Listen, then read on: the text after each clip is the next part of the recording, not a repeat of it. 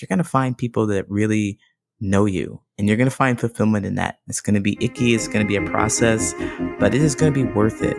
And now, Aye, aye. I'm the captain now. coming to you from the K2 studios in San Diego, California. This sounds great. You sound amazing. I always sound amazing. It's the world famous Everybody's hitting off like BFFs. Kris and Kristine Show. Hey, what's happening, everybody? Thank you so much for listening, and I am Kris. And I'm Kristine, and welcome to episode 146 of the Kris and Kristine Show. Do-do-do-do. Fantastic. It's great to get the band back together. I got Kristine back here in the studio, live and in the flesh. Yeah, I heard that you tried to replace me last week. How'd that go for you? It actually went pretty well. John swing on by here from New York City. By the way, I flew him in here first class on the private jet. All right, well, maybe you should replace me permanently, because it's like when they got rid of Kathy Lee Gifford on the Regis and Kathy Lee show, and she just was like burned and scorned and all of that stuff. Like, are you just going to replace me? Am I out now? Is it now the All About Kris show? You know what? I got a show dedicated specifically for that. Actually, I got two shows dedicated for that. Because it takes two to feed your ego? It sure does. I have, of course, the world famous K2 radio station, which is playing live 24/7 on the Live 365 app. You can find that at live365.com and type in K2 radio. Thank you very much. And I'm asking you, is that all about you? No, what's all about me, I guess, would be the Podtastic audio podcast, which you can find that link to it right here on the Kris and Kristine Show website, which is krisandkristineshow.com. I know I'm throwing a lot at you right out the gate, but yeah, way too much, Mr. Used Car Salesman. So my point was, you replaced me last week. By the way, everybody, he did not ask how I felt about it. Kris just did it. I was gone. I was working out of town for the weekend and had family stuff. And I get a call from you that you decided to record an episode that I wasn't on. Is that the first one? I mean, there's been one where you had to fly solo, I think. Just with an interview I did, because that interview happened to fall into a time where you were out of town. And out of reach, like out of internet accessibility. But this one, you actually went ahead and replaced me. I will be very honest, I was not happy. You know what? I'm sorry. I really am sorry, babe. I thought for a second, instead of not doing an episode last week, I was like, what if I can have somebody come on? We can just, talk about different things and just be a fun, random episode. Not a normal episode, just like a random episode. It's like if the Spice Girls got rid of Victoria Beckham and just said we're just gonna, bring Anne Hathaway in as a Spice Girl, without even talking to Victoria Beckham. Or it's like if Brooks and Dunn weren't a singing group anymore, or Brooks was like, hey, instead of Dunn, we're going to have, Undone is going to be our new singer. Undone. And they're going to replace you. It's I don't know. It just, I appreciate I'm sorry. I'm finishing. Okay. I appreciate you were trying to get an episode out, but we had agreed that we weren't going to do an episode last week, and it hurt my feelings. I'm so sorry, and babe. I think it hurt everybody else's feelings out there. Not to discount the guests that you had on the show, but I think that the guests were hurt that you replaced me. Well, you need to apologize to them. You mean the listeners were hurt, not the guests. Yes, you know what I mean. No, our audience, our audience members, our listeners. I think they were deeply hurt that you tried to replace me and make it all about you. It's the Kris and Kris show. It's basically my life, everybody. Welcome to the Smith household. Well, you know how it goes. So they're still waiting for an apology. I said I was sorry. No, we didn't actually hear that. Listen, babe, I'm very... No, listen to our listeners.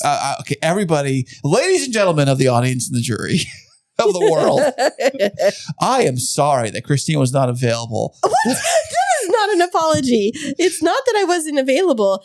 You need to apologize. Real apology. Come on now. Okay, I'll try. Here we go.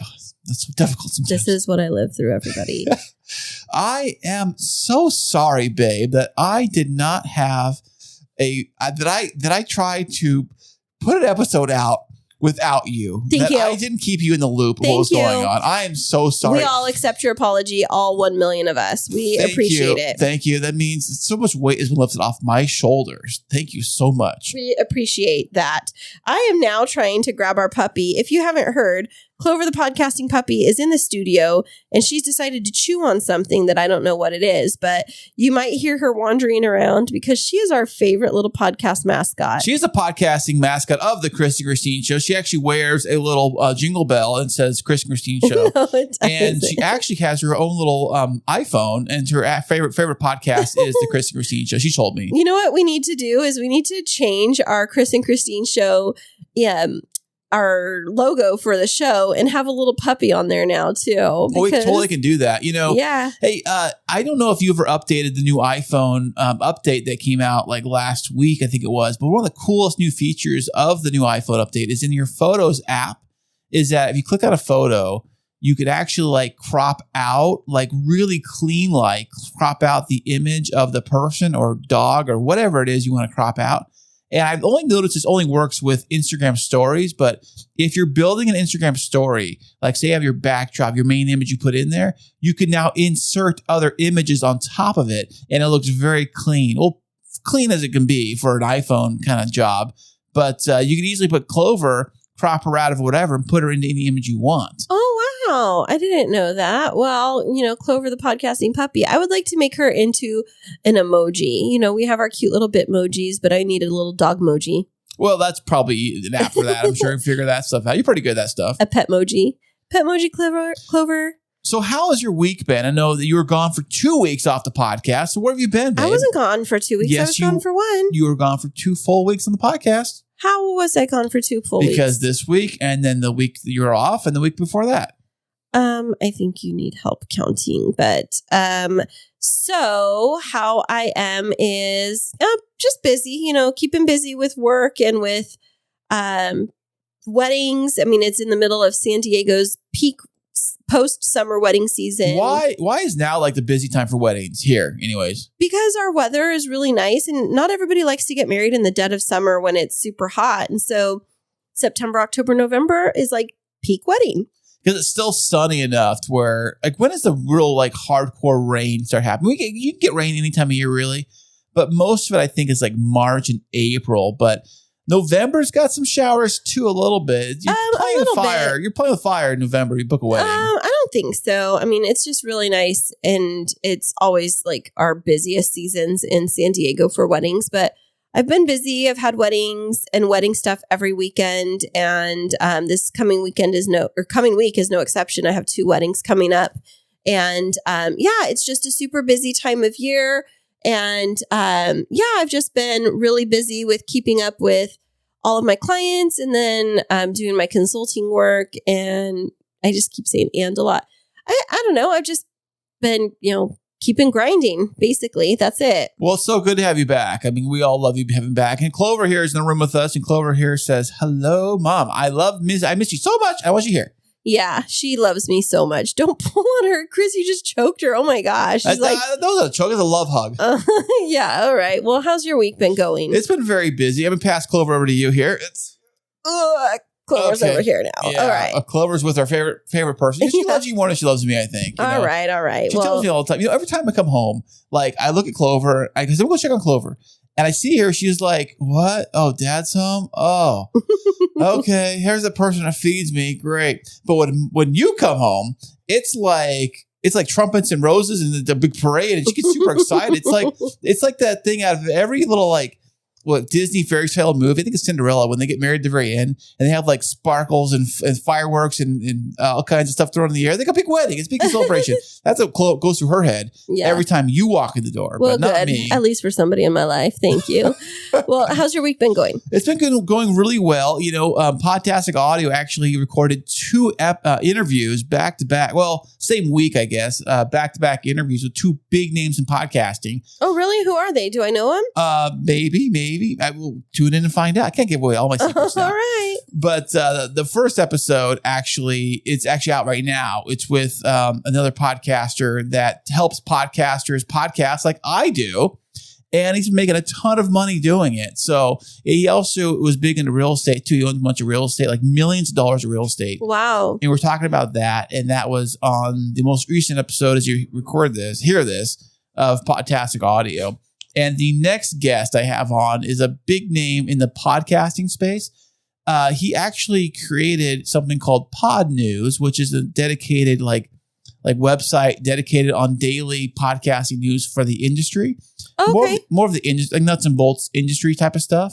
So he's been in radio. We talked about radio. It was a really fantastic episode. I cannot wait for it to come out. It's going to be next week's episode. So it got me thinking about doing a couple extra things for podcasters.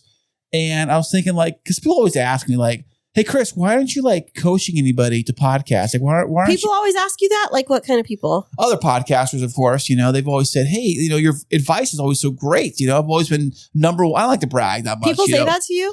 Yeah, of course, all the time. So all the time, all these people. They do. And the funny thing is that I don't like to brag, but I don't like to brag, but I'm going to brag.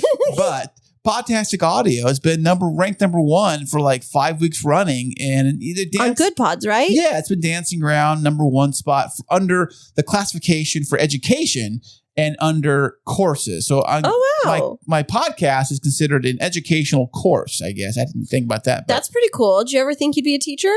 Yeah, I did, but only for the cool kids, I'd be like the cool kid teacher, Except you love all the nerd podcasts. Yeah, well, there you go. I guess they are the cool kids, yeah. So, but anyway, so I thought about doing some coaching. I'm kind of putting a whole package together where I could have other podcasters that were struggling with their show and want to make sure it sounded fantastic, like the one you're hearing to right now, and all that fun, fantastic stuff. So I said, why not put a little package together and try to update a Calendly account so I can have schedule meetings with people. And that's cool. Yeah. So now, do you actually work on top of this? Because it sounds to me like you've just quit your job in the last couple of days. It would seem like that. Right. Actually, no, that's why I need the Calendly account. Now, if you don't know what Calendly is, it's a booking system that allows you to book guests or appointments or whatever you want. Oh, my word. I know. Kristine you act like you're such a pro in Calendly. And you taught me how to use Calendly. You barely know how to use it, goofball. I do barely know how to use it. You need to stop plugging stuff. Right now, let's just talk. It's called the plug show? Yeah, my gosh. It's people are going to tune out and you're people aren't paying you. We're not being sponsored. Just sponsored by such and such. No. So finish telling me about your week, other than podcasting, because that's only one fraction of your world. What else has been happening in your life with work and kids and family? Well, the other small fraction that you're referring to is I went to work and it was fine and dandy. I did that the entire week. And then the kids were here, took them to school. Actually, Jacob, the 12-year-old, is in football. And I didn't know that. Yeah, he's actually playing football. Not real football, it's flag football. Well, I mean, not tackle football, but flag football, still real football. Right. So he had a few games. He won the last 2 games and he had practice and stuff. He's having so much fun doing it, by the way.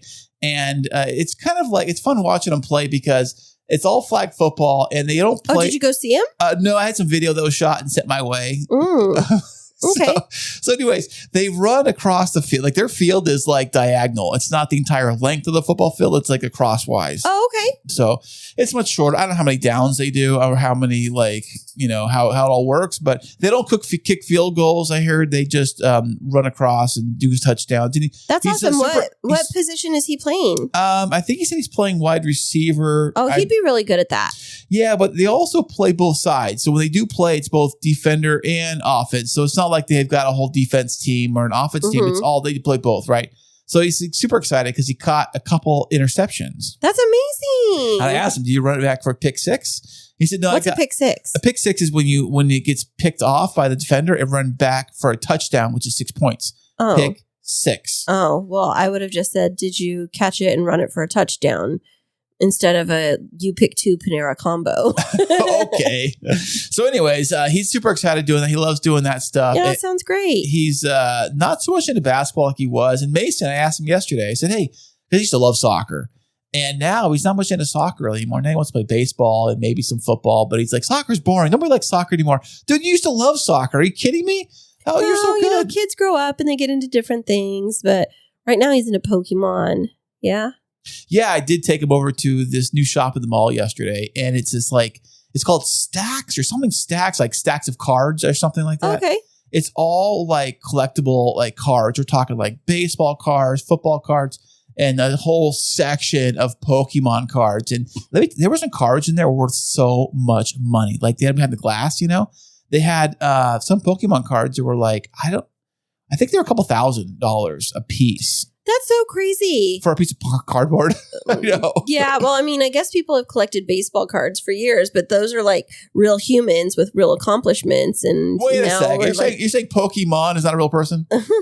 He's Pokey. He's not a man. It's not His last name's Mon, right? Yeah, Mon. What's happening, But Mon? the card I got Mason was like I think I paid $12 for it at for a card. A single card, yes, $12. Why did you pay for that? Well, he was supposed to pay back. We're waiting on the money still. Waiting on the funds for him to pay back. Did he have the cash in his hand? He did not have the cash in his hand. So he says, hey. So he just went to the bank of Kris? Pretty much. He said that I've got the money at Mom's house. Okay, great. Here's what I'm going to do. I'm going to text your mom and say, hey, I'll buy you the card, but then your mom, the Apple Pay me the money. So I sent her the Apple Pay request for $12. And have you gotten the money back? No, I have not gotten the money back. Speaking of which, I got to get back on that. Figure out some of that. I mean, that's on Mason. He owes you $12. Well, so you took them shopping. It sounds like you had some fun. Jacob's been involved in football. I saw Ezekiel actually last weekend. I was up there and I spent time with him. He was up with my parents, so they picked him up on Friday. And he spent time with them on Saturday because there was a family baby shower for my niece, Jocelyn. Nice. And he got to hang out with them. And so then the next day on Sunday, I was throwing a baby shower for Jocelyn, but with all the ladies. So I didn't get up there to see him until, he was asleep on Saturday night when I got there, but I got to spend all day Sunday with him. And gosh, he's getting so tall and he's a senior and he's doing so good in school, and he was such a huge helper to my parents with setting everything up. He's such a great kid. I just am so proud of him. I can't believe how big our boys are getting. I know. Like, I was looking at Jacob the other day, actually today, I'm like, gosh, he's getting like, I think he eats a lot of like protein though too. He's not like on Skittle diet. Some kids are Skittles and Coke, but he's getting kind of like, he's not getting big like fat big, but he's getting kind of like that. He's getting like he's bulking up like he's bulking up like he's getting strong. And right. I think that happens with kids is like they bulk up, they get strong, especially when they're in athletics, and then they stretch. But one of the things I've really been thinking about as our boys have been getting older is like who they're hanging around with at school and how do we keep them finding like really good, high quality friendships. Right. Because right now they're in that zone where like Jacob's telling me he's got all these friends at school, because I asked him the other day, I said, how many friends you got in your little group? Oh, only 20 or so. I'm like, how's that even possible? How do you have like 20 friends at school? Or maybe it's 20 people he knows. I mean, 20 tight friends? I don't know if that's... I don't know. Yeah, but, speaking of friends, we have a great expert that's on the show this week who's going to talk with us about making deep and meaningful friendships, and we're going to be back with him right after this. Are you in the middle of wedding planning and feeling overwhelmed? There's no need to fret, my friend. Kristine Smith Designs is here to rescue you. Offering wedding planning, coordination, and wedding floral design services, let us help relieve your stress and make your wedding day dreams a reality. Visit us at KristineSmithDesigns.com. That's KRISTINE SmithDesigns.com and request a free consultation. You'll be so glad you did. And welcome back, everybody. Today we have another fantastic VIP guest that I am very excited about. He is a coach, a podcast host, and focuses on helping people create lasting friendships. Welcome to the show, Coach Lee Hopkins. Hello. Hi, Kristine. Hey, Lee. How you doing today? I'm doing very well today. Fantastic. Did you enjoy your flight over here on our private VIP jet into the K2 studios? Oh, I've never flown such amazing service before. It's been amazing. And the pilot Jeff was pretty good for you? Yeah, absolutely. I mean, 5 stars. 5 stars. Awesome. We're so glad. We'll keep him around. I keep telling him to stop doing loops with all the guests, before they get here. He's trying to show off. I don't get it, Well, speaking of traveling, where are you traveling from over the airwaves to join us today? I'm in Chicago, Illinois. Ooh, Chicago, Chi-Town. Are you guys seeing a change for the weather in Chicago where it's slipping more into fall, real fall, or do you still have a heat wave? Oh, it's real fall. I think we had a heat wave a couple of days ago. It was warmer a couple of days ago, but it's starting to get cooler now. It's really starting to get fall-like weather. I was just going to ask that if you have actual seasons in Chicago. We're based in San Diego, and our seasons go from like warm to hot to cool, but the leaves never really change until they're just gone one day. But do you have that like where the trees actually turn to like orange and yellow and beautiful fall? It is so beautiful too. Yes, it's so beautiful. And you know, some people think that we don't have those seasons here in Chicago because people are like, it's hot and it's cold and that's all it is. But you have to really just pay attention. Just be mindful of it. The leaves are changing and the weather changes, but if you're paying attention to it, we'll see it. We'll see it. I mean, I've been to San Diego before, and I understand. Nice. I understand what you mean about how the weather just changes instantly. Yeah, definitely. So, how long have you lived in Chicago? I lived in Chicago for about 7 years. Before that, I lived in the Central Valley in Chicago, in California, not Chicago. The Central Valley Really? in California. So did Kristine over here. What area were you from? So Modesto, I lived in Modesto area. Oh my gosh, I'm from the Fresno area. Welcome, Central Valley peeps. The Fresno. I know, Fresno. Yes. Modesto was much better. Is Modesto closer to the coast? No. It's not? No, it's closer to Sacramento. Oh, what am I thinking? I'm thinking of like San Jose probably. Yeah, I think you're thinking of, definitely. That's like closer to Silicon Valley. But Modesto and Fresno are more similar than we would like to admit. Gotcha. It's very true. So it's just really hot. What led you to the move from the Central Valley all the way out to Chicago? Well, at the time, I had a job opportunity that moved me out. So I got promoted from my job, and the headquarters was in Chicago. And I was like, this is amazing. This is the best place I've ever lived. That's amazing. What do you love the most about Chicago? Well, the most about Chicago, because I can go on and on for real. Like, I know Chicago, people say it has a bad rap because of this, that, and that, but there's so much to see and so much to do. But I think the best thing I like about Chicago is the ability to get around. The transit is just amazing. Do you guys have like those overhead trains that run by, right? Yeah, we have the light rail train. Light rail train. We have that. Wasn't the Batman Dark Knight movies filmed there in Chicago, I believe? I don't know for sure, but I've definitely seen some places closed off because of shooting, like filming. Right, of course, yeah. Thank you for clarifying. Filming. I think the movie While You Were Sleeping was based in Chicago, that's what too. I missed. Sorry, I didn't see that. I was actually sleeping during the movie, so there you go. Okay, but now that you are self-proclaimed Chicagoan? Chicagoan? I think Chicagoan is Chicagoan. Big question for you is there's always a debate about who in Chicago has the best deep dish pizza. What camp do you live in? If you were to pick a deep dish pizza place, who would you go to? Well, I would certainly pick Lou Malnati's. Yes, that's what I thought. Okay, so you're on the same page. I know some people talk about Giordano's and some other places, but Lou Malnati's just original sausage pizza is where you need to be. It is so good. It is. I brought a friend here and they said that it was life-changing. They enjoy pizza so much. And they were just life-changing for pizza. It really is, Kris. Okay. It is. Okay, is it really deep dish where you have to need like a fork and knife to eat it? Like No. See, no, deep dish doesn't need to be that way. There's too much cheese, too much sauce, too much of this. It's just the right amount. The crust is really crunchy and it's buttery and the sauce is so flavorful. Oh boy, okay.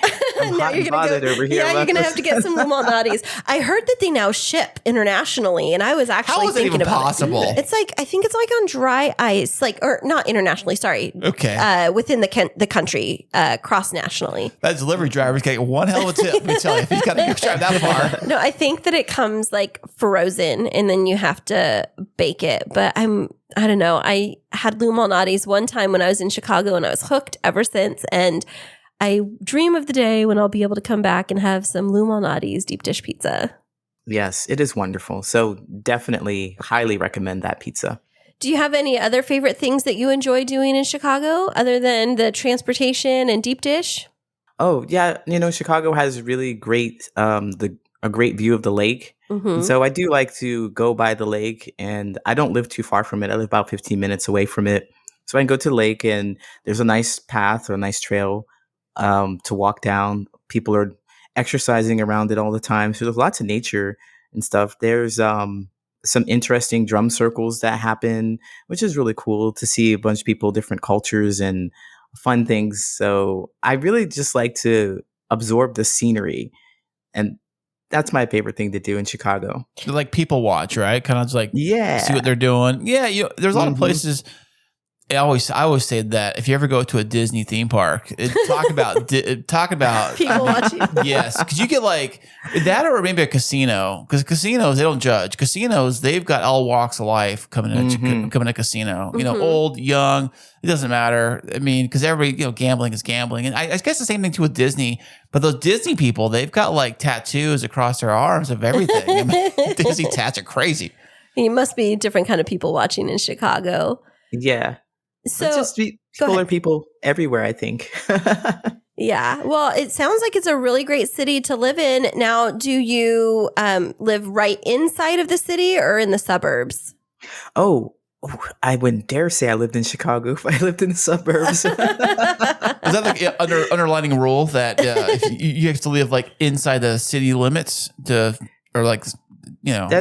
It's just, I guess it's just my own personal feeling, because there are so many neighborhoods. Because when somebody tells me they were born here in Chicago and somewhere, and I'm definitely not born in Chicago, but I'm accustomed to people asking what neighborhood they live in, and they're like, "No, I don't live in the city." But you just said you were from Chicago. I thought we were going to be able to connect to each other. No, you live in Naperville, which is a little distance out. We live in the suburbs somewhere. I'm like, I'm always sorely disappointed when I hear people say that. So I don't say that I live out of the city. I live in the Chicago city limits. Check that out. Now, moving cross country 7 years ago, it seems like that would bring a pretty major life change. Did you have friends and family that were out in Chicago already, like a well-built network, or was that something you had to start from the ground up? That was something I had to start from the ground up. And honestly, I've never had like really close, real deep connections with people. And I've moved many times. So I grew up in Ohio, and I actually moved from Ohio to California, where I stayed. So I moved, I was in California for I think 5 years, and then I moved to Chicago. But I really didn't have that many connections. So I ended up moving from Ohio to California with somebody, and then that fell apart. So I decided I would do it alone and to move from California to Chicago with really nothing but the job and the people at the job that knew me. So I had to build a friendship, a network just by myself. It seems like it's really challenging. Now, it's funny that you mentioned that it was about 7 years ago. That was when I also made a change from moving from Central California down to San Diego for a job and with no friends in the city. And my own personal experience was it was really hard for me to meet friends because my life was all about work. And I wasn't like a bar hopping kind of person. And I just didn't quite know how to make new friendships in such a big city. How did you go about approaching that?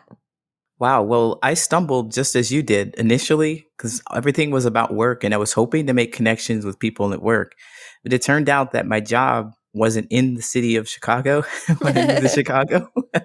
I lived in the city, but I had to commute out to the suburbs. That's like backwards. Usually it's the other way around. Yeah. You live in the suburbs and commute to the city. Crazy. Yeah, I know. And it was so crazy because I was hoping that people also lived in the city of Chicago, but most people, they worked in the suburbs and they lived in the suburbs, especially around the age I moved out there. And I was like in my early 30s. So it was even more difficult to connect with people. So after realizing that, well, I'm not going to be able to connect with my coworkers in a way because there was a huge age gap. Essentially, there were the people who already had their home and homebodies and a family and a life and stuff like that. Oh, right. Yeah, so like you said, hey, Friday night, let's go out to the bar or something. And they're like, oh, I got the kids in diapers and Soccer, stuff. yeah. Exactly. Yes. Soccer practice and stuff. And the Saturday morning, they didn't have time for that.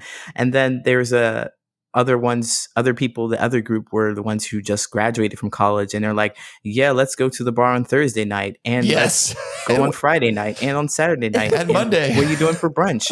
Yes. No, I can't hang with you guys. I'm not with that. Yeah. So what was the tipping point for you? I mean, I'm guessing since you've stayed there that you ended up making some friends. How did you actually break the ice? Well, a couple of things. I'll tell you a little bit about the story quickly. A couple of things I tried was to go to places in which I wasn't drinking. So initially I would go to the bars and stuff and just try to connect with someone over some kind of conversation like, oh, Chicago's great, isn't it? What you like about Chicago? And hopefully that we'll find some way to connect, right? Right. Because that's what I learned, and I thought I was supposed to do that, but that just never worked. And so I decided, well, I would stop drinking alcohol and I'll go try to do something like a club related event, like join a club. And I ended up doing Toastmasters. I don't know if you're familiar with Toastmasters. Oh yeah, the public speaking. Yes, public speaking.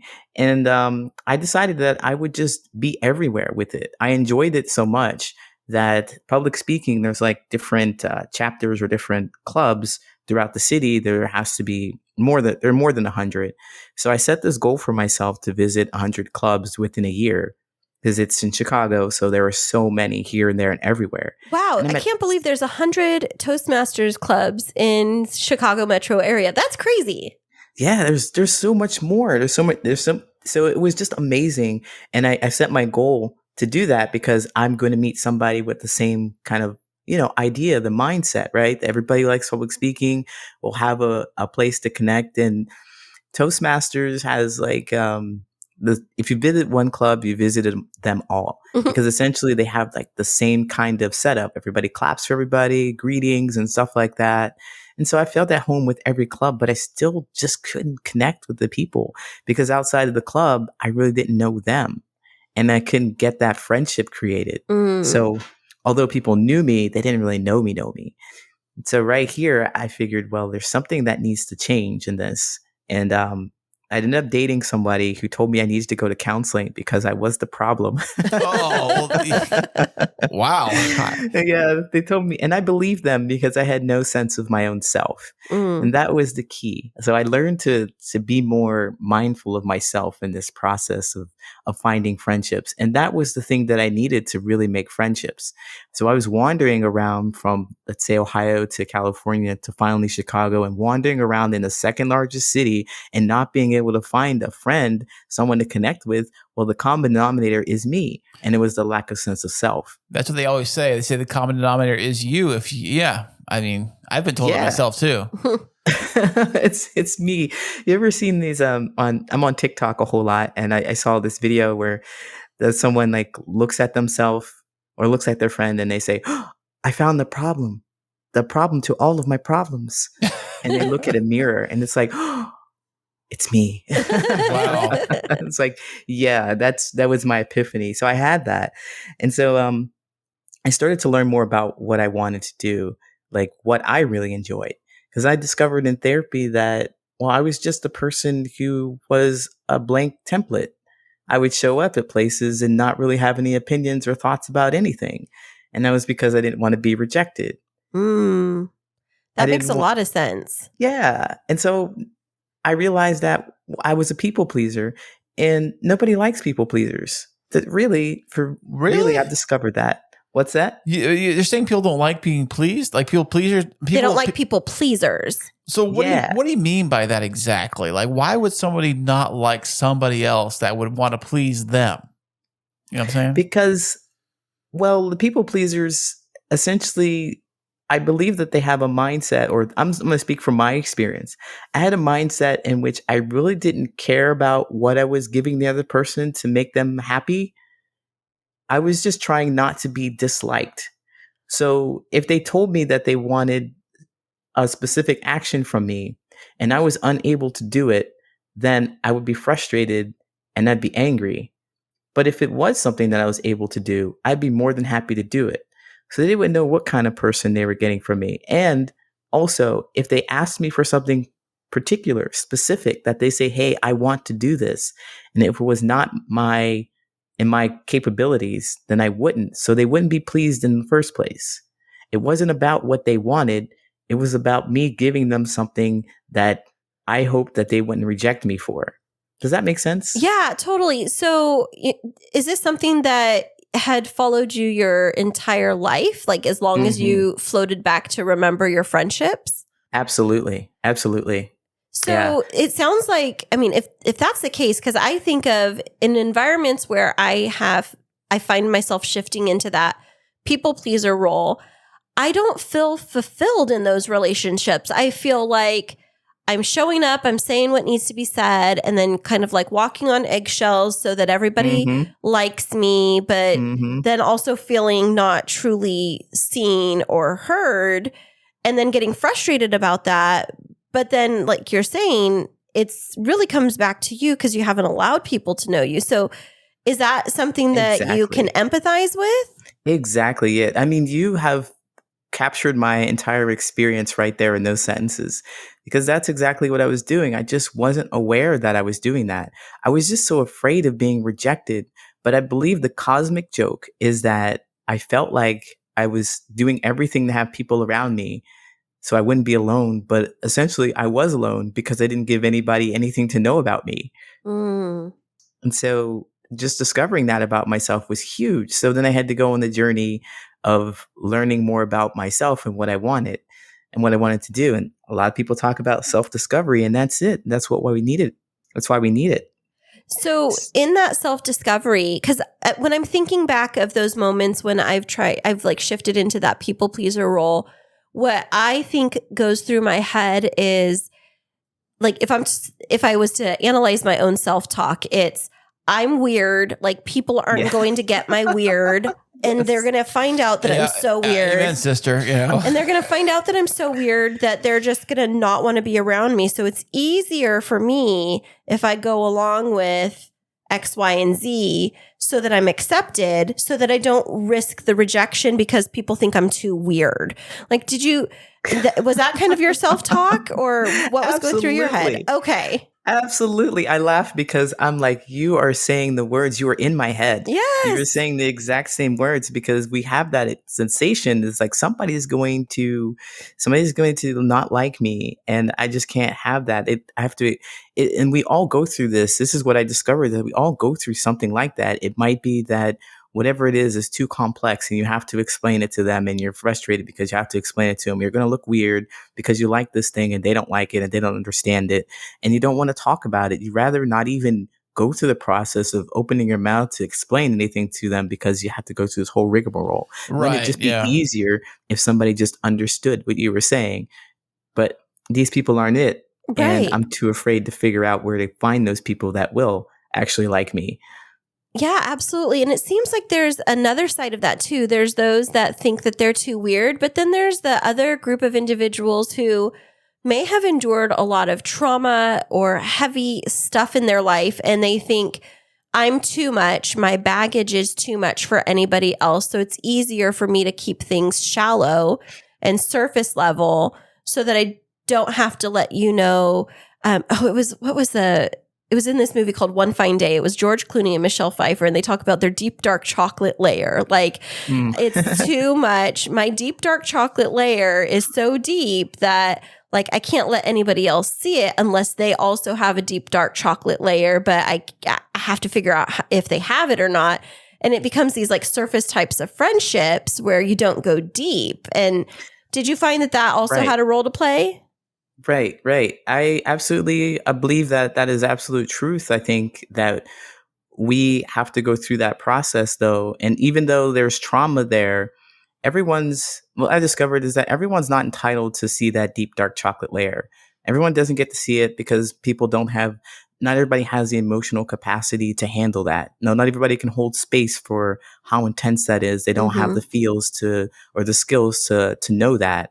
And it's not therapists that can do that for you. It's true friends that can really create that friendship for you and be that. So you always want to share whatever it is that is inside of you. We're always going to have a desire to do that with at least one person. And so discovering that about myself, and discovering that about others as well, I've worked out something that helps people create that space. Because I was going around in the people pleasing phase, believing that I needed to fit in with other people. I needed to make sure that I would just fit just right, or give them what they need, is figure out what it is. Don't say the wrong thing. Don't say the weird thing, so that they will like me. And then I flipped the script on that, and I just come up with something that helps us show ourselves, not the deep dark chocolate layer, but at least something that's important to us, so that we can gauge the other people's reaction to us to see if they fit with us. That's a really unique perspective, because it sounds almost like you're allowing people to audition to be your friend instead of automatically assuming that you're going to be friends with everybody, and friends being like the quote unquote friends, the acquaintances, or, I think that That it's is like, awesome. oh, what was that? Go ahead. That is awesome. I mean, I like the auditioning thing, because I believe that is actually it. And if I could share, I'm fine with sharing exactly what I mean, the steps to Yeah, it, if that's okay. absolutely. Okay, so when we talk to people and we're connecting, we're looking for people that are like us, or that can hold emotional space with us. We're looking for people who know us and who are like us. Like you and I, we have a pretty cool connection right here, because you can understand my experiences, and you keep Right. reflecting back. It's like you're in my head, so you understand that. We're looking for people like that for us. And the only way that we're going to find those kind of people is to share stories about us. And it really clicked for us in this podcast episode when we were talking about, being a people pleasers, moving from California, those things. I started to tell you stories about me, and you could see yourself in those. You can reflect those. Right. And so what I ask my clients to do is share stories, but these stories have to contain 4 things. They have to contain 4 things, and I call it the GIST method, the GIST, the GIST method, where you share something that is joyful. Your story must be joyful, because when you share something that's joyful, you're going to invoke joy in the other person. I mean, that's the emotion that people gravitate to. What about if it's funny, if it's interesting? But Go ahead. Yeah, the difference is what happens when people cross the line and it goes from joyful to more like bragging, When if I were to tell you a story that's bragging? No, I'm saying, like you said, when someone says something that's very joyful, you meet somebody for the first time, it's telling you something very joyful. But for some people, it may not come across that way. It may come across kind of like they're bragging about something. And That's a great question. Yeah, that's a great question, Kris, because if I'm being joyful, I'm just saying, like, from my point of view, if I'm sharing a story that's joyful, but the person in front of me is hearing something that's bragging, then we know that we're not going to be a great connection. Right off the bat. So step 1, right out they're done. Yes, exactly. And truly, the other pieces make it more solidified, but you will definitely know, like, if they're not sharing the joy, if they're reflecting back another emotion at you, if they're angry at you for sharing this, if they're shaming you for sharing your story. Jealousy, it happens Jealousy, too. Yeah. Yeah, goodbye. You are not getting the part as my friend. There you You're go. off the stage. Cut. Here comes the hook. You're off the stage. And so the second piece of it, the gist. So the J is joyful. The second is important. It's important. The story has to be important to you, because you want to show something. You want to show, like, it's not a benign instance. It's something that kind of shaped your life in a meaningful way. So my move from California to Chicago shaped my life in a meaningful way. And it's a joyful story. I can willingly share that, so knowing those things about yourself and sharing them with another person, well, then you'll see how they'll respond to you. And, well, this is a joyful, important story to me. Well, looks like you're not getting the part still. But then it goes into the next piece, which is the S, which is secure. So joyful, important, and secure. You got to be secure about your story, because they may be jealous of you. They may try to shame you. But if you're secure about it, it shows that you're comfortable and you know how you feel about this story. No matter what they say, you're okay with it. And it really helps in creating those kind of friendships that are solidified, because you're not looking for approval. You're looking to see how they feel about your story. Gotcha. You're looking to see how they feel about you. Yeah. And so you want to be secure in that. No people pleasing. No none of that. because it's a story about your life. And it's very confidence too. Like you come in with some confidence and tell them, exactly the truth, and don't lie. I guess the big thing is don't lie. Don't lie. Don't say I walked on the moon yesterday. Don't say that. I mean, you gotta be real. See, Kris, you're right on the same page with me, because the last one is the T, and that's the truth. There you go. Make sure that you tell the truth. Yeah, tell the truth about who you are, because that's what you want. You want to see. So this is a prompting. The GIST method is a prompting to see if they're able to even get to that chocolate layer. If they can't get past your regular benign story about you moving across the country, then there is no space for them anywhere else. I love that so much. And I was thinking through conversations I've had with people, like when we first meet, and I think, oh my gosh, like they might be a really cool person for me to hang out with. And it really is telling when you start to share stories about your background of, like, for me, it's overcoming my starting over down here in San Diego. Normally when people ask me, they'll ask me about like my tattoo. I have this tattoo on my wrist and it says "She is fierce." And they're like, oh, well, what does that mean? Well, when I tell them that story, it really does follow your GIST method, because I was really excited to get my tattoo. It was important to me because it was like a stance against coming out of an abusive marriage, that where I was forbidden to get a tattoo. It was like my overcoming and reclaiming my life. And then the S part was secure. Like it was me being secure in, leaving that relationship and sharing my story of overcoming domestic violence and speaking that truth. And there's some people that can't handle that. Like there's some people that are like, wow, that's a lot in a tattoo. And I'm like, you're right. What? And like, yeah, it is a lot in a tattoo. You didn't react how I wanted. That's not going to be a good match. But then there's others that are like, that's so powerful. I relate to that because of my background, X, Y, and Z, or, and they can kind of connect. And I think of that's actually helped me establish some friendships. But on the flip side, it's also helped me weed out some other people that absolutely don't have a right to hear my stories. Yeah, because I'm sure that if you started to talk about some things that have happened in your previous marriage, because somehow they might just come up, they'd be like, "Why did you do that?" Or "Oh right, why didn't you leave? Why didn't?" Yeah, those kinds of things. Yeah. That's not very comforting. And then they and imagine if we just opened up and showed people our chocolate layer so quickly and easily, and people like that got into it. That's just so much more damaging. It'd be like a kid, like on their birthday when they give them that first cake and they just make a mess all over their face. Except it wouldn't be a good tasting mess for sure. Right. Yeah. And I think about that. Sometimes friendships can be really messy when you get like a lot of friends at a surface level that you haven't really let know your true self, is when you try to go deep and they're not prepared for it, or you have a misaligned friendship, things get messy. There's drama. And then for me, it's like I isolate and I try to get away from it because I just don't have the mental capacity. But don't you have to have kind of have cues on when you should actually go to that deeper level? With the people, with a friendship, yeah, like you shouldn't just like drop out like, "Hey, how you doing? I'm so and so, and I did this," and it's something crazy, and like, what? What? I just want to ask you about breakfast. I didn't know you were going to tell me this whole story about your background. I mean, you bring up a really good question. So, Coach Lee, like for individuals that might be struggling with finding friends or making friends before they can get to the GIST method, how do they get out of their shell and start opening themselves up to meet new people and taking that risk? All right. Well, yeah, that's a great question, honestly. And I've developed something awesome for that too, because I went through this whole process and I really love just things that have alliteration. So I tell people to search for or know 3 things about you. Talk about your history, your hobbies, and your habits. You want to know those things about yourself. And you make a list or something to know what's important about those things to you. You want to focus on what's the most important about them. So your history is essentially your identity. What are the things that you've gone through?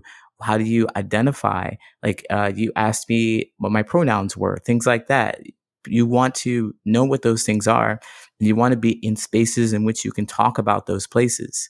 If you are a queer person like I am, you want to talk about that, then you make sure that you go to spaces in which you can talk about it. So then if there was something that related to that problem, you'll make friends that will allow you to speak about it. There will be no mistake because that is something that's very important to you in your life. Good And then point. your hobbies. I'm sorry, go ahead. I was saying, I said good point. Yeah. Yeah. And then your hobbies, those things are important to you, the joyful things. Like I like this idea of joy. You have to be able to express joy because that's the thing we always want to do. We're always looking to seek comfort, to seek happiness. We're looking for that. And if you run into somebody who doesn't show that they're interested or appreciate the thing that you appreciate, if you're always trying to drag them into going to board games, like I love board games, so I go to places in which I play board games. I could never be connected to somebody who always says that you're wasting your money, you're wasting your time on board games. They don't celebrate the happiness for me. They don't understand why I want to do it. We can't be friends. So knowing that stuff about yourself is off the top. You need to know your history, your hobbies, and finally your habits. Those are those things that you do on a daily basis, the things that make up your lifestyle. If you're getting up at 5 a.m. and you connect with somebody who's going to bed at 5 a.m., you clearly have different lifestyles and it's going to be hard for you to connect. If you're a go-getter, you're working 13 hours a day and you connect with somebody who's working 4 hours a day, you're going to be disappointed when they can't connect with you because they're so busy. They're so busy. Right. Yeah. And so knowing those things about them, you're looking for those small things, but it really will add up in the relationship or your connection with them as a friend because you'll know if they're emotionally available for you or they're exhausted because they're at work all day or you want to talk about the things that happened at work. Like if somebody was working a 13-hour day and they were talking to somebody who worked a 4-hour day, they'd be like, dude, my day is so exhausting. I'm so tired. Well, really, I didn't really do much today. I just had a really chill day. We won't be able to relate to each other. It's going to be hard to. So I tell people to look for their history, hobbies, and habits. Like focus on those things. Know those things about yourself and what's important. And to do that, I recommend journaling, reflecting back on your past experiences because the truth of who you are and how you behave and all that stuff it's in your past. It'll show up for you. I think that's really true. And one of the things that I've been thinking about as we've been talking through the GIST method and then the history, habits, and what's the third one? The history, hobbies, and habits. History, hobbies, and habits is if I'm somebody listening to this right now and I'm feeling very lonely and feeling like I don't have any friends, this sounds like a whole lot more work. And if I'm that person that's listening, I might be thinking, why do I even try? Like it's easier to just be my own best friend than to go out and like risk it and try to make new friends. What would be your message to them? Wow. Well, I would say definitely you have to be your own best friend first before you can connect with anybody else. So I would say kudos to you for thinking about taking time to know more about yourself. This isn't really for anybody else. Everything is just for you to learn yourself. Because when you do this for yourself, when you really get to know yourself, because that's been my experience as a people pleaser, starting to learn more about what's important to me and not considering what other people around me want me to do or how they want me to think, but just knowing what it is for myself, becoming my own best friend. I started to go out to places that I liked and did things that I liked and found that I was just talking to people about something that I enjoyed without any pressure. And the conversation was effortless and the connection was effortless because I was just being myself. And that's how I made my friends. It's not about going out and intentionally trying to target friends in this case. It is really just being yourself, and the people around you will be the people that are like you. And you'll find that being friendships is not forced. It's easy. Right. So, Lee, what do you say about the kids that are, say, maybe peer pressured into falling to one group or another? Usually girls, the mean girl group or the bully groups, at school. Why do you gotta point fingers at us girls? Yeah, well, okay. I'm just saying that, like my son, my oldest son is 10 years, or what is he, 12 years 12 old. years old. 12 years old. Oh my goodness, he's 12 already. Oh my goodness. So he's 12, and he's in 7th grade now. And I think 7th grade is you start finding more of your cliques and more of your friends and your groups and your buddies. And he brags he's got like so many friends. He's a cool kid in school. I don't know. They're a bunch of goofballs. But I was just wondering, when kids that are in that age, I mean, in school, it's when you really meet your friends or make your friends, really. But it can be so difficult for kids, like like some either go with one group or another, or be forced to go to a group they don't really feel comfortable with. I think that was a plot line of Mean Girls, wasn't it? Like that girl she wouldn't fit in with the Mean Girl group, but right, Katie. They made her go into the group anyways, or something like that. Well, I mean, she kind of got the, shiny object syndrome by, being with these popular girls who wanted her because they thought she was cool, but it wasn't a fulfilling friendship for her. It was like this destructive friendship. And so I think that that's something that when I think of teens and I think of how they're conditioned to start building friendships is there's so many signals out there to be in the popular crowd and to get into this friend group or that friend group who really aren't focused on who you are as a person necessarily, but what value you add to their life in terms of, street cred That's or selfish. labels. Mhm. Exactly. And so it seems like our kids start to learn from a pretty young age this pattern of less than fulfilling friendships or having to show up a certain way to be accepted. So how do we as parents help switch that mindset for our kids as they're out there facing this right now? Well, that's a really great question, both you and both of you. And if I could just dodge it for a quick and go back to the 10 and 12 thing, the pandemic has taken 2 years from everybody. So don't feel bad about the 10 and 12 thing. But anyway, that was a bad joke. But I'll go back. I'm going to go back to that and just preface it by that I don't have any kids. And I'm just speaking from the experience that I would have liked to my parents to show for me and to help me build that sense of self. So I discovered my sense of self in my 30s, mid to late 30s. I really started to come in to understand more about who I am and what I want. And one of the key things that allowed me to feel more comfortable and secure in who I was somebody telling me that whatever I experienced was valid. So how I felt about things in the world was real and it was true and it was okay. So I would be more mindful of how I felt about the experiences that I was having.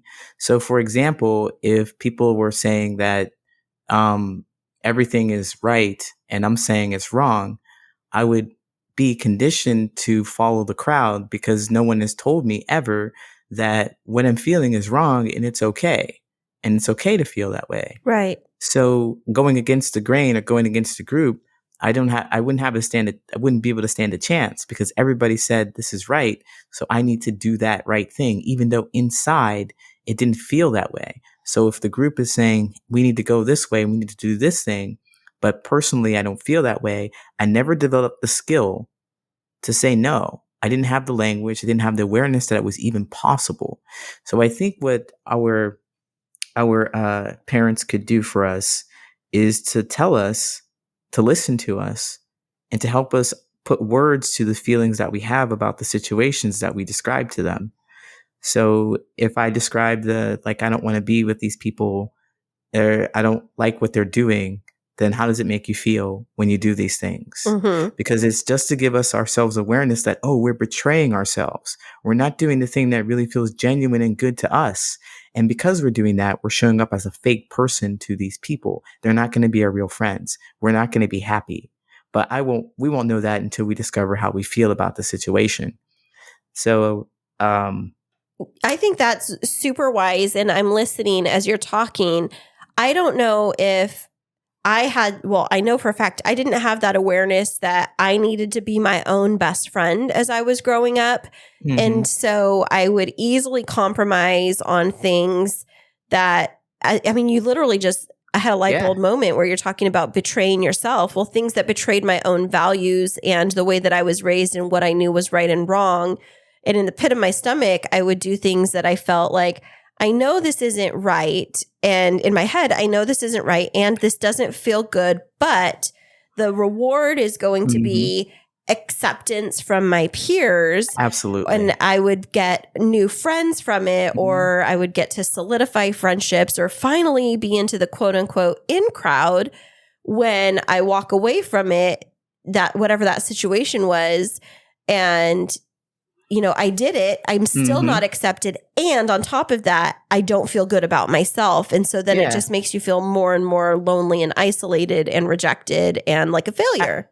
Absolutely. And, I found myself rolling my eyes at the people that I was connected with. Like, man, if I just don't agree with anything that you're saying. I don't like anything that you're saying. Also, I'm judging them all the time because I want to be not alone, but I really would like to express how I feel about the things that you're doing. I don't like them. I think it's stupid. And I think you're stupid and all that. I've had that resentment towards them because I directed it like, well, you're not letting me be myself. You can't understand the things that I'm saying. You think I'm weird, but I'm awesome.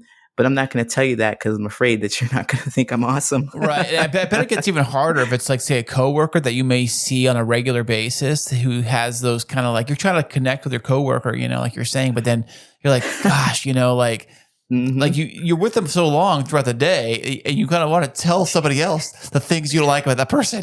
But you're with that person. You're trying to. I mean, I know the thing. You're trying to connect, but you can't. But you kind of feel like you're forced to because you work together, or something like that. So you can't that awkwardness of it, But they do have rules. They do have rules about that. There's an HR big old thing on HR I had to do about harassment and things like that. But I guess it falls into that situation, really.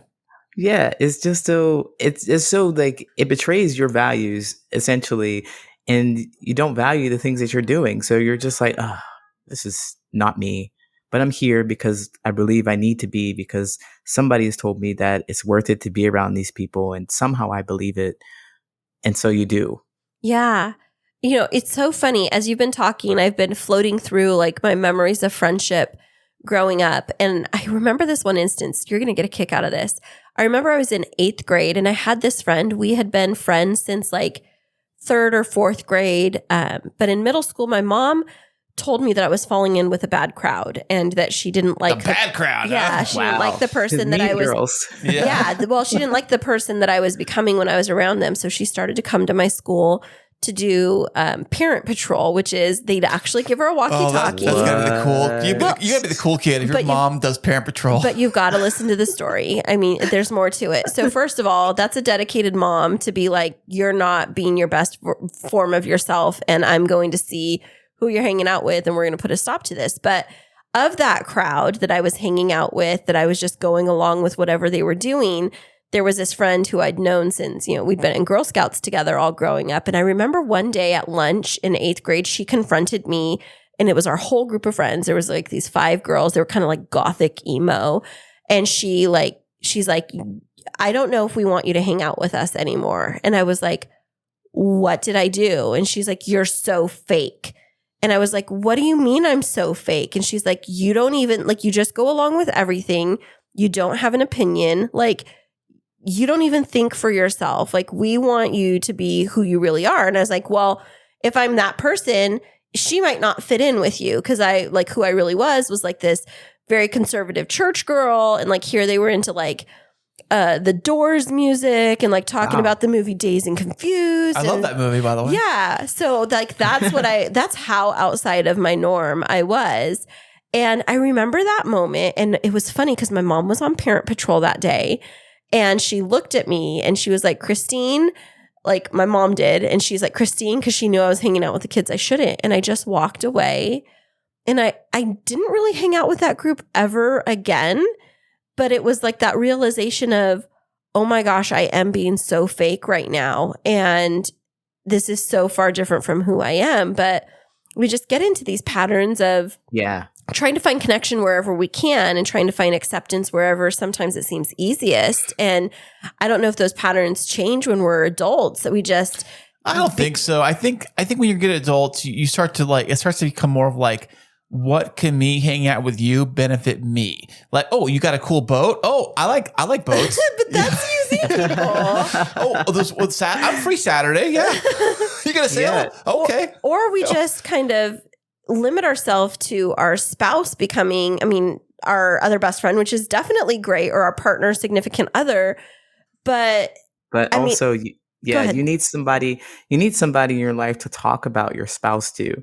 And always in any relationship, any relationship I've been in, I've left all my friends to get into my relationship and be with my relationship. But then when I have an argument or a disagreement or I need to see something in a different light, I don't have anybody else to talk to. And we need somebody to talk to Yes. about that. We need somebody to talk to about it. Like, what do you think they would like? Or if this and that, they need to know enough about us and our experience with the other person that we can trust them. We need to develop something like that with another person because our spouse cannot be everything to us. They have a whole another life and other things that happen with them that they have to deal with. They have their own patterns of behavior to look at. Comment on that curiosity about how the pattern will repeat. I also your story. I really appreciate that you shared it. I thought it was really amazing that you went through this process and you kind of saw like the rejection and you felt okay with it. It seemed like you were like, oh yeah, this is a realization. But the pattern changes, I think, only when we run into something that is really significant that will give us a feeling that it's okay that we are ourselves. So they rejected you because you weren't yourself. But if you run into somebody who allows you to be the weirdest, funniest, goofiest, strangest person and not flinch, then you feel more connected. You'll feel that connection, that feeling that you've never felt before. And so I think that's what changes the pattern. At least that's what happened for me because I did all the people pleasing and been frustrated throughout all my friendships, all my relationships. I moved from place to place to place, believing that all the other people were the problem, not me. But then when I ran into somebody who said, you're fine, you're okay, you're good. This was therapy, by the way. And then, Yeah, it sounds like it. Yeah. yeah. And then I was like, wow, this is amazing. I like the way this feels. I don't like how this is showing up in my relationship or my friendships. What did I do in therapy to change that? Oh, I did this. So I'm going to change this about myself and look and notice how the world changes around me. And so that was my experience. And so that's why I do what I do as well. It's like, it's been so fulfilling and satisfying for me to have that feeling of somebody telling me that I'm enough, that I can do it for other people so that they can know what it feels like. So when they encounter situations in which they feel like they're not enough, they can refer back to the situation or experience with me and know that they are enough and they can muster that themselves. They just need to know how to create it for themselves. And so what I do is essentially give the tools to create it. I was just going to ask that. So building off of that, what do you do to help people build these deeper relationships and friendships through your different platforms, podcasting, website, and coaching?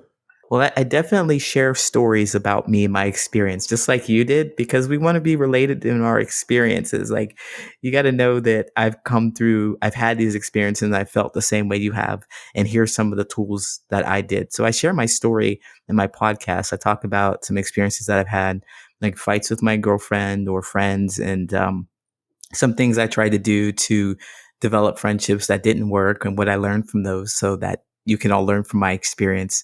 So that's my podcast, Patterns of Possibility. I talk about those things.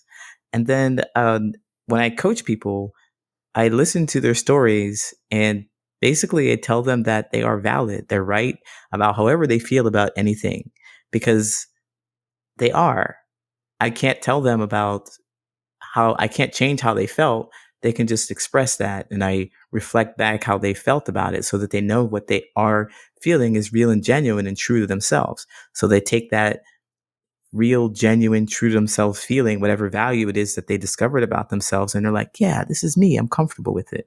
They only need one person to do it for them. And then they can do it for the rest of their lives. Nice. Yeah, that makes a lot of sense. And so who is your target audience and how do you go about getting coaching clients?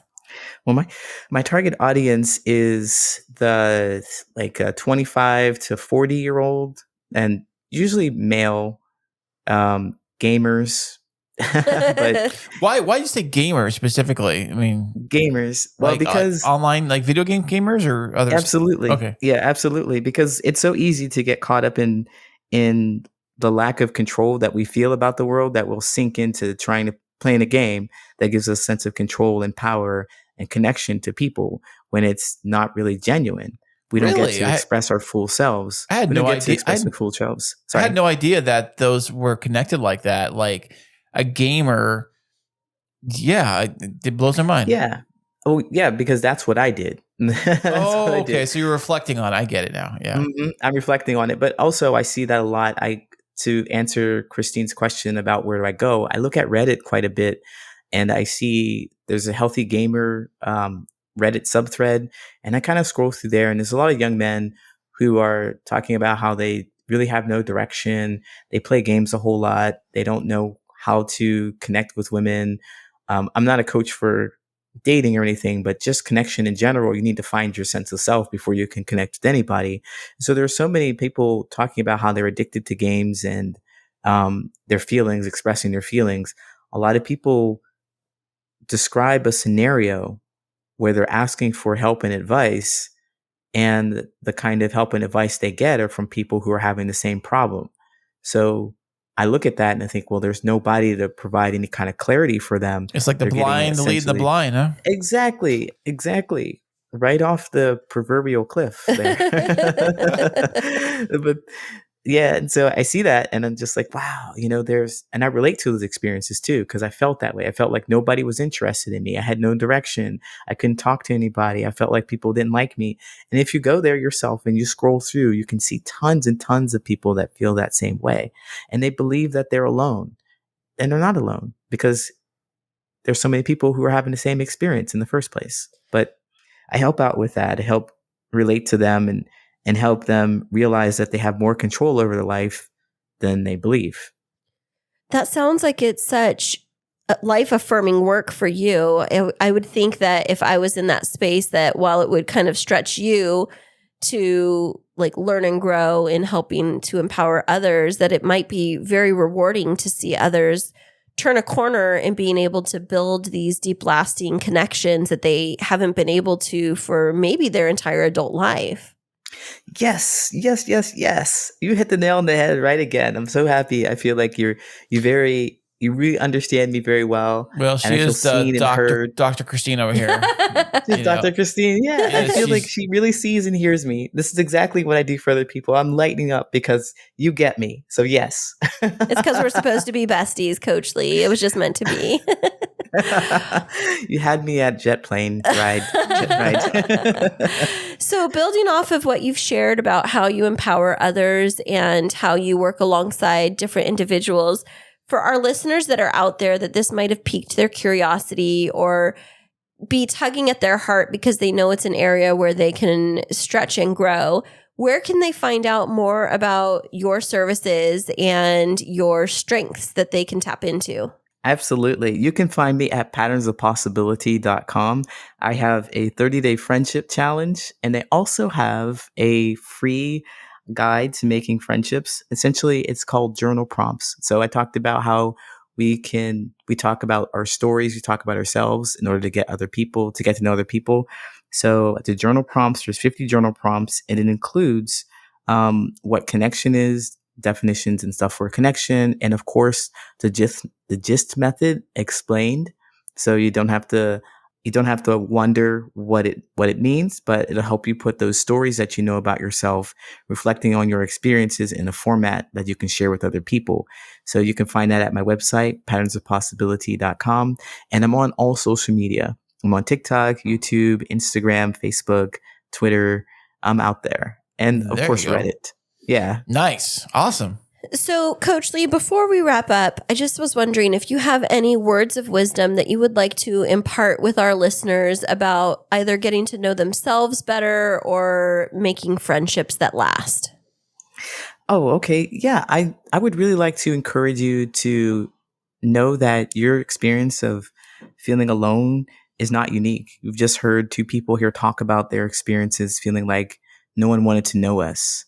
And I believe that when you decide to speak your truth or talk about how you really feel about things, you're going to find people that really know you, and you're going to find fulfillment in that. It's going to be icky. It's going to be a process, but it is going to be worth it, and you can do it. So I just want to encourage you to continue to learn more about yourself and continue to grow, continue to share, and be yourself.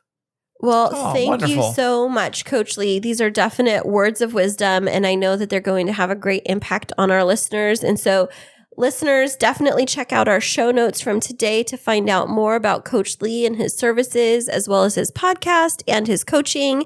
And we wish you all the best of luck in developing deep and meaningful friendships. If you love music and podcasting, now you can have both. Introducing the brand new K2 radio station, available 24/7 on the Live 365 app for free. Specializing in rock and alternative music, we're talking bands like Coldplay, Nirvana, Muse, Imagine Dragons, and yes, even the Rolling Stones. They have all stopped by to drop off songs and even have brand new popular tracks added every single day. Also on the free K2 radio station, we are including podcasting. Get the best of both worlds. Download the free Live 365 app or listen online at live365.com and type in K2 Radio.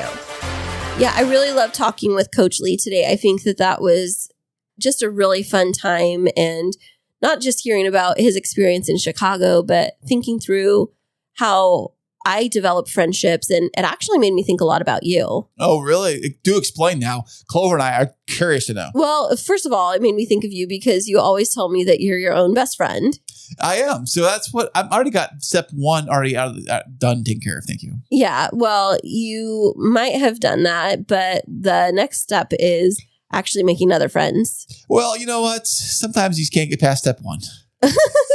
I do worry about you because you tell me, like, other than just being like by yourself and being your own friend and having me, I just worry about, like, how can I get you to help develop some deep friendships with other people of the same sex. Like, I don't want you to start going out and making best friends with like other women. Like that's threatening to me. Yeah, it is. And I do connect with both sexes very, very easily and very well. So I'm like the best friend to everybody, So the best friend to everybody, but the deep friend to no one. Because you really don't let them know the real you. Because you talk about like podcasting stuff and things like that. That's true. Yeah. And it was interesting. You didn't really chime in. And when I was talking with Coach Lee about friendships, why was that?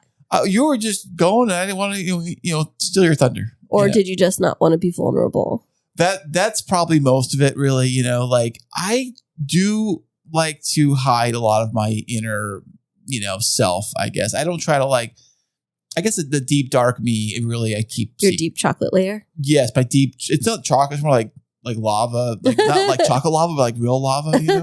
And I try to keep that actually very to myself. But that has to be so lonely, honey, because you're such a nice guy. I think that if you could really open yourself up to some new friendships that do more than talk about podcasting, but like connect with you around not just your hobbies, but your history, your habits, like Coach Lee was saying, that we can help you find some really great friendships, because I love being your best friend and I love being your partner. But I think sometimes that you get lonely with just having me to talk to and the kids to talk to. I think you need to make some more friends. Well, thanks, babe. I really appreciate that. But I know it's hard for you though, because like you have your guys at work that you talk to. And yeah, but even them, they don't get like they're different in many different ways. So right, because it's not deep. No, not just that. It's that they have their world, which is completely different than my world. And sometimes it doesn't relate very well, Yeah. So maybe we need to think about like building some friendships with couples that we both get along with so that we can like hang out and do stuff with. But then again, I think that it is good for you to have some friends. So maybe that's going to be a goal that I give you, is to make some more good male friends. Okay. I see what you're saying. Yeah. Okay. Sure. Why not? Well, I mean, it was a lot of good food for thought for us. And I love talking with you, but I also want you to, like, other than talk me, to somebody else. Well, I mean, have more people to talk to. Because like when you get mad at me, who do you vent to? Clover here. Clover hears all my troubles. Clover's like the best like therapist. She is the best friend. She just hears all my nonsense, and she looks at me like, huh? What? Okay. I gotta feed me or what? I gotta feed. She's like, I listen to you. Where's my scoop of my yum yums? Yes. And she'll say, hey, by the way, I know you don't want to hear this right now, Dad, but I left the present for you on the carpet. It's from me to you because I love you. Funny. I love you so much. Clover Bear, she's so cute over there. Well, I did learn a lot from our conversation with Coach Lee today, and I hope that our listeners did too, and they can take some of what he said to help them in their relationships with themselves and with others to just have deeper and meaningful connections. Don't you? Absolutely, babe. You got anything else, honey? Nope. I just think that definitely look at our show notes and learn more about Coach Lee and his background. And Kris already plugged where you can find more about K2 Radio. But in case you missed it, you plug it all. But K2 Radio, Podtastic Audio, and this show you can find out about it on our website, which is KrisandKristineShow.com. And definitely subscribe to this podcast. Leave us a review. We'd love to hear your thoughts. And we'll be back with you next week.